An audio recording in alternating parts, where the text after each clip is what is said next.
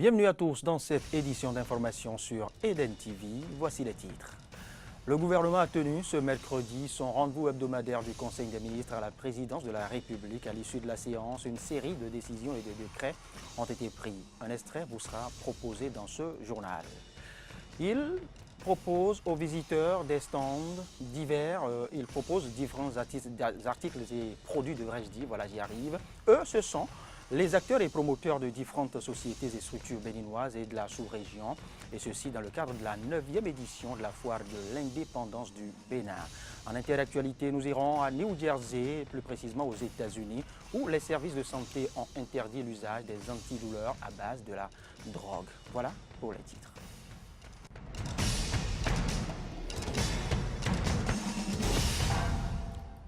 Et nous ouvrons ce journal par le Conseil des ministres tenu hier. Différents points ont meublé ce Conseil des ministres tenu ce mercredi à la présidence de la République en présence du chef de l'État, chef de gouvernement Patrice Athanase Guillaume Talon. Il s'agit entre autres de la réorganisation de la carte universitaire du Bénin, du décret portant création du comité des réformes dans le secteur de la santé et des résultats des audits à la Ségub et à l'ARCEP. En voici un extrait lu par le ministre d'État, secrétaire général de la présidence de la République. Notre pays dispose aujourd'hui de 7 universités publiques et de 22 centres universitaires répartis sur toute l'étendue du territoire. Mais les difficultés rencontrées dans le secteur de l'enseignement supérieur et de la recherche scientifique restent entières. Il s'agit de l'insuffisance d'enseignants qualifiés pour encadrer les nouveaux centres et de l'insuffisance d'infrastructures d'accueil et de matériel didactique. Cette dispersion des centres universitaires a un coût majeur pour le développement. C'est la baisse de la qualité de l'enseignement et de la réputation de notre système éducatif. Cette dispersion empêche aussi le brassage interrégional de la population estudiantine et distend les liens de solidarité nationale. La situation actuelle dans le secteur pose par ailleurs le problème de la qualité de la dépense publique dans le contexte de sous-équipement des universités publiques.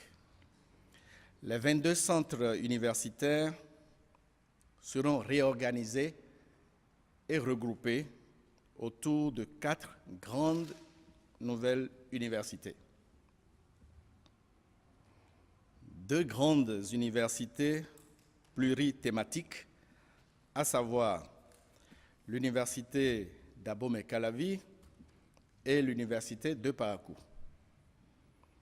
2 grandes universités thématiques, à savoir l'université des sciences, technologies, ingénierie et mathématiques d'Abomey et l'Université nationale d'agriculture de Porto-Novo. Le diagnostic peu reluisant du secteur de la santé impose sa réorganisation et en profondeur. Cet impératif impose une réflexion stratégique. Le Conseil a fait l'option de la mise en place d'une commission technique de 13 membres pour proposer les orientations stratégiques de la réforme et assurer le suivi de la mise en œuvre. Cette commission dispose de 60 jours pour déposer son rapport. Le Conseil a pris un décret portant création et fonctionnement de la commission technique chargée de la réforme du secteur de la santé. Le Conseil a instruit le ministre des Affaires étrangères et de la coopération et le ministre du Tourisme et de la Culture à engager les négociations avec les autorités françaises et l'UNESCO pour le retour au Bénin de ces biens culturels. Les 2 ministres rechercheront toutes les compétences nationales et étrangères susceptibles de contribuer au recensement approfondi de tous les biens royaux emportés et répartis dans des musées à l'étranger et dans les collections privées. Dans un tout autre registre maintenant, dans le cadre du projet MediaDev financé par Open Society for West Africa (OSIWA), le journal La Croix du Bénin a présenté ce mercredi les résultats de sa 9e enquête. C'était à la faveur d'une conférence de presse qui s'est déroulée à la salle de conférence de la cellule de communication. Les investigations portent sur les insuffisances du système éducatif béninois. C'est un reportage de Fréjus Saoulan et de Cyril Agbo. État alarmant du système éducatif béninois, les causes profondes d'un échec. C'est l'intitulé du dossier réalisé et présenté à la presse par le père Crépin Magloire Akapovi, directeur de publication du journal La Croix du Bénin. Dans ses premiers mots, l'auteur de cette investigation, qui a parcouru 8 départements pour avoir de la matière, a tôt fait de livrer les résultats qui expliquent la faible qualité de l'enseignement de nos jours au Bénin. L'une des causes profondes des échecs se trouve dans la mise en œuvre précipitée de la gratuité et un projet social qui n'avait pas la solidité requise, a noyé tous les efforts des acteurs du système éducatif. Selon le conférencier, avec la gratuité de l'enseignement, le taux brut de scolarisation est passé d'environ 68% en 1980 à 109,1% en 2009. Mais l'école béninoise n'était pas prête pour ce boom. L'incapacité de l'exécutif à construire assez de salles de classe et à fournir du matériel pédagogique adéquat pour ces écoles démontre l'utopie d'une telle décision. Le chômage aidant, beaucoup de scolarisés se sont retrouvés dans l'enseignement pour des questions existentielles et alimentaires. Les enseignants ne sont pas qualifiés.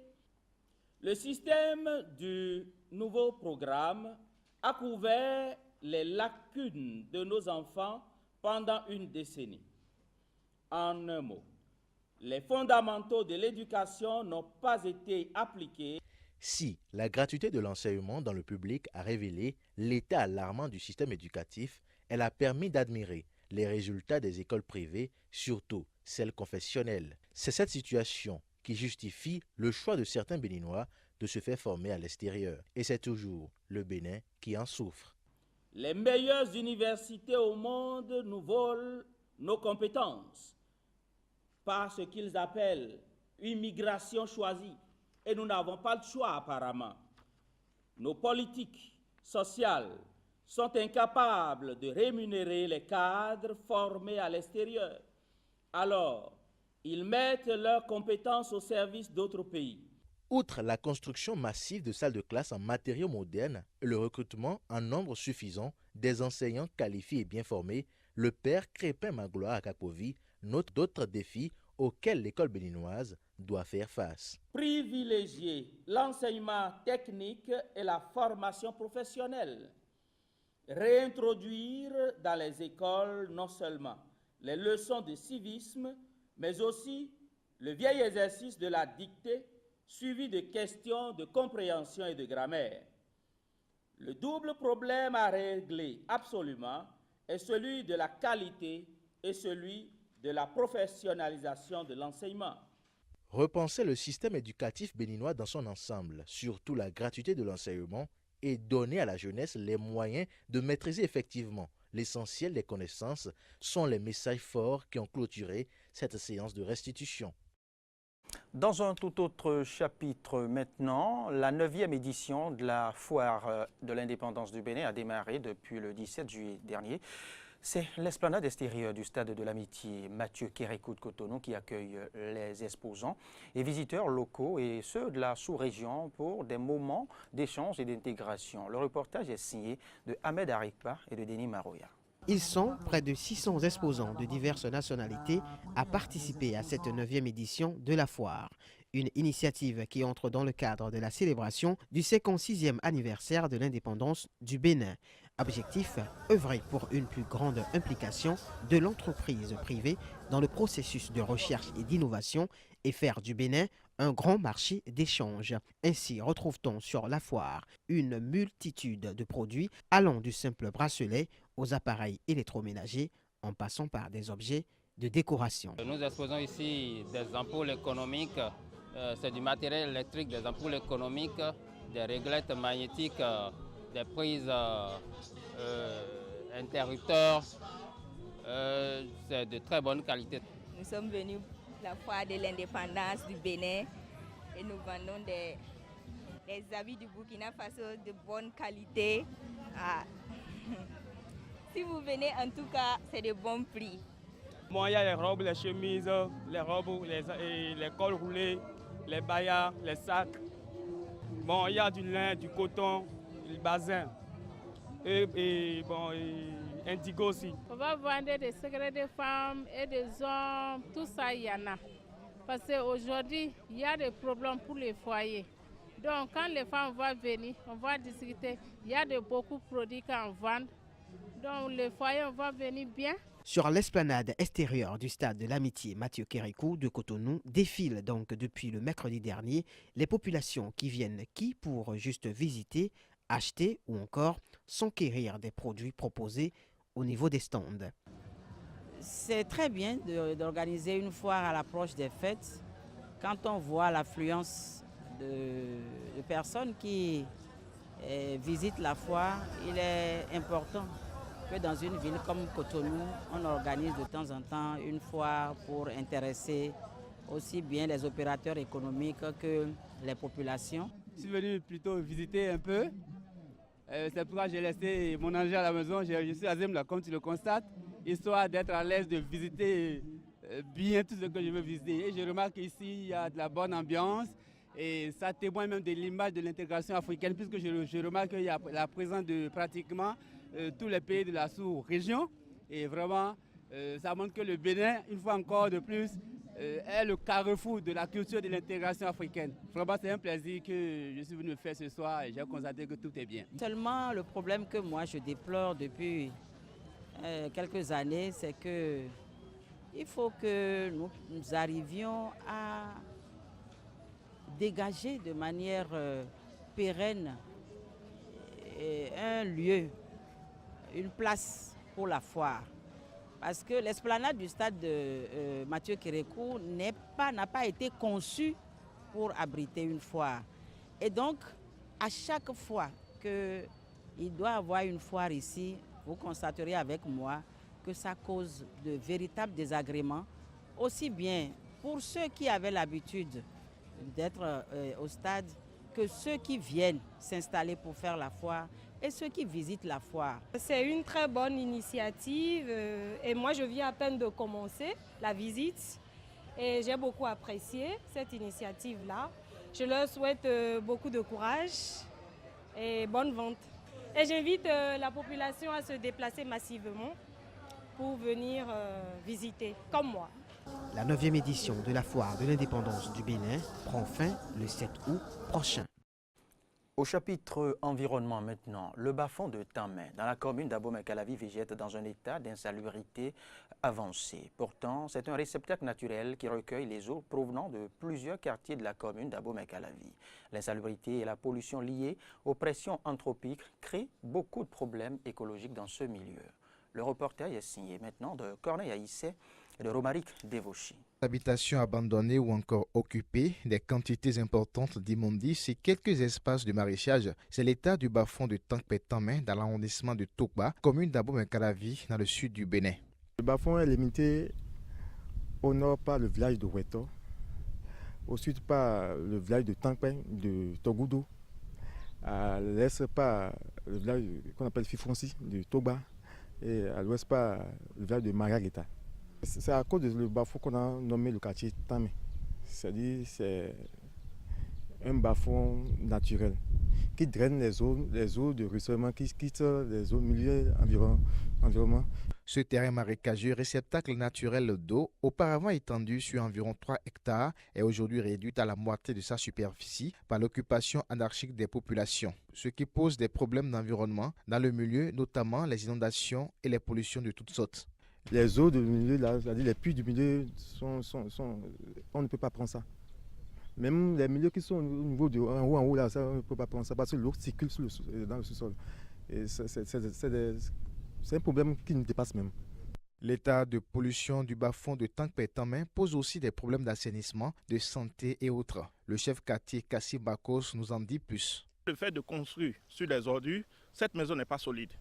À la longue, les ordures vont commencer à se dégrader et la fondation ne sera plus solide. Ça constitue déjà un problème sur le plan construction parce que l'étude de ce sol-là n'a pas été faite et ce qui est en dessous de ce sol n'est pas quelque chose de solide. Quand vous regardez un peu, il y a les cultures maraîchères que les gens sont en train de faire à côté. Toutes ces saletés qui sont déversées ici rentrent dans les plantes et quand on consomme ces plantes-là, ça rend malade.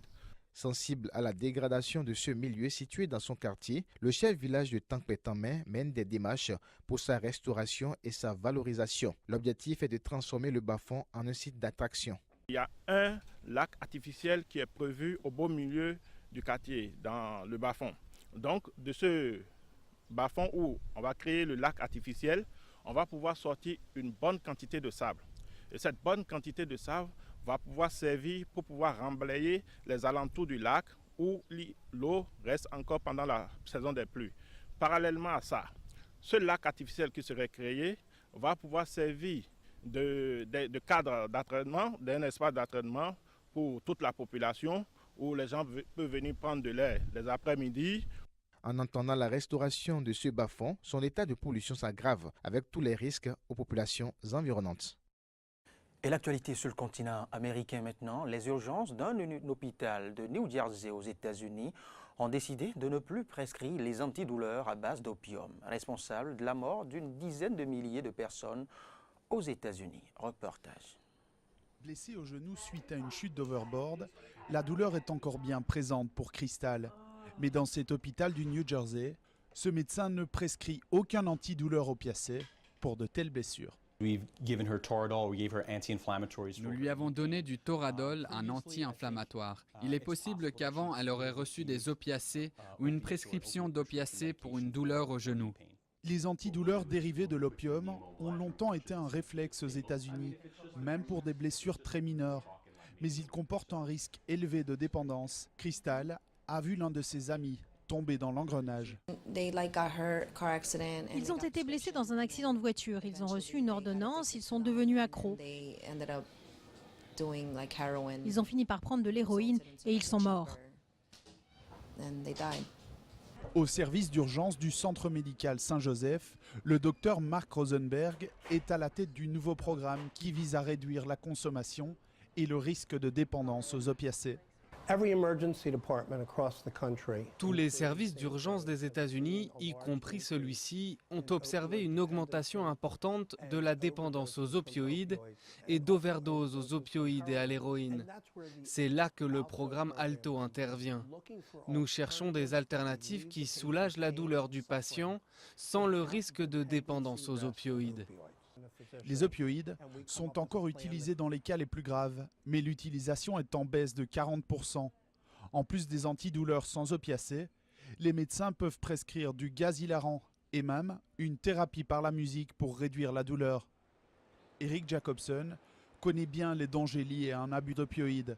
À la mort de son grand-père, il a retrouvé une grande quantité de ces médicaments. Eric en a vendu et consommé jusqu'à en devenir accro et devoir suivre une cure de désintoxication. Les médecins étaient tellement prêts à en prescrire. Si vous en preniez depuis des années, ils ne proposaient pas d'antidouleur moins puissant parce qu'ils n'auraient eu aucun effet sur vous. Donc si vous prétendiez en avoir réellement besoin, vous pouviez en vendre et vous faire beaucoup d'argent. Les overdoses d'opioïdes ont causé la mort de près de 29 000 Américains en 2014. Cette année, le chanteur Prince est la victime la plus célèbre de cette substance. Le Congrès a récemment adopté un projet de loi pour aider à lutter contre l'épidémie, mais son financement doit encore être approuvé. Une Kalachnikov moins chère qu'un smartphone? C'est une interrogation à suivre dans ce reportage que nous aurons à vous proposer. C'est possible dans le marché de Dara Adamkhel, le plus grand marché noir de vente d'armes au Pakistan. Mais alors que la sécurité s'améliore dans cette région, les fabricants d'armes s'inquiètent pour leur avenir. Dans les coulisses du plus grand marché noir d'armes au Pakistan. Ici, à Dara Adamkhel, les répliques maisons d'armes du monde entier se vendent moins cher qu'un smartphone. Ça, c'est un pistolet mitrailleur MP5. J'en fabrique depuis 20 ans. Je les vends pour environ 60 € et leur fabrication coûte aux alentours de 40 €. Un métier qui se transmet de génération en génération dans le village. Ce commerce a décollé dans les années 80 lorsque les Moudjahidines venaient s'approvisionner en armes ici pour combattre les soviétiques en Afghanistan voisin. Plus tard, les talibans en ont fait leur place forte. Mais les choses ont changé depuis que le gouvernement pakistanais a lancé une offensive contre les insurgés dans l'ensemble du pays. Ça fait 30 ans que mon atelier tourne. Mais les affaires ont dégringolé et maintenant j'envisage de vendre ma machine. Ça marchait bien avant l'opération de l'armée, mais maintenant c'est fini. Multiplication des contrôles, sécurité renforcée, des mesures qui pèsent sur le commerce. Les clients hésitent désormais à venir et dans la rue principale, les boutiques d'aliments ou de produits électroniques se multiplient. Et même si le quartier héberge toujours des centaines de magasins d'armes, leurs propriétaires sont inquiets. Il ne reste qu'environ 3000 boutiques d'armes. Si le gouvernement ne fait rien pour Dara ad Emrel, ce chiffre pourrait chuter de 3000 à 1000 et elles finiront toutes par fermer. Et Dara finira par disparaître. Même s'il est illégal, ce commerce a longtemps été toléré par les autorités. Et dans cette région tribale où la possession d'armes à feu est synonyme de virilité, il est considéré comme un gagne-pain tout à fait légitime. Sport maintenant, avant de boucler ce 13h. Les athlètes kenyans sont en route après le scandale de dopage et une menace d'exclusion de la compétition. Les nouvelles lois antidopage du pays ont été approuvées à quelques semaines seulement du cours d'envoi des Jeux olympiques et ceci permet aux coureurs du Kenya de s'envoler pour le Brésil. 185 sportifs répartis dans 7 disciplines, les athlètes kenyans seront 3 fois plus nombreux à Rio qu'à Londres en 2012. Et parmi les plus grands espoirs de médailles, Asbel Kiprop, triple champion du monde en titre du 1500 mètres, qui s'est qualifié sans problème lors des sélections début juillet à Eldoret dans le nord du Kenya. Je suis enthousiaste. Je suis heureux d'avoir gagné à Eldoret et de représenter le Kenya aux Jeux olympiques. Ces sélections ont mis fin à de longs mois d'incertitude. L'athlétisme kényan a échappé de justesse à une suspension collective pour ces Jeux, avec une quarantaine de ses sportifs impliqués dans des affaires de dopage au cours de ces 3 dernières années. Mais ses dirigeants assurent que le ménage a été fait et qu'aucun des qualifiés pour Rio n'a pris de substances interdites. Nous avons les dossiers de ceux qui en ont utilisé et ils ont été mis en garde selon les règles et régulations de l'Agence mondiale antidopage et de la Fédération internationale d'athlétisme. Et ils ont été avertis, ils ne sont pas ici. Fin février, le directeur général de la Fédération kenyane d'athlétisme a été suspendu pour 6 mois, accusé d'avoir couvert des cas de dopage. 2 mois plus tard, le pays adopte une nouvelle législation antidopage, mais elle est retoquée en mai par l'Agence mondiale antidopage. Le Kenya est une grande nation du sport. Nous devons nous assurer que les réputations et les carrières de nos athlètes, qui sont honnêtes et travailleurs, soient protégées. C'est une priorité pour le gouvernement. C'est pourquoi nous allons travailler sans relâche avec l'agence antidopage du Kenya afin d'être en totale conformité avec le code le plus rapidement possible. C'est chose faite en juin. La loi antidopage revue et corrigée entre enfin en vigueur. Et quelques semaines plus tard, Federico Rosa, un agent sportif italien installé au Kenya, est inculpé pour dopage. Il est notamment soupçonné d'avoir fourni des produits interdits à la star de l'athlétisme kényan, la marathonienne Rita Jeptu, suspendue l'an dernier pour prise d'EPO. Il ne reste plus maintenant aux sportifs kenyans qu'à prouver qu'ils peuvent gagner sans tricher, ramener de l'or en étant propres. C'est le message que leur a lancé le président Kenyatta, venu les saluer peu avant leur départ pour Rio. Eh bien, c'est tout pour ce point de l'actualité sur Eden TV. Merci de l'avoir suivi. Rendez-vous demain à la même heure.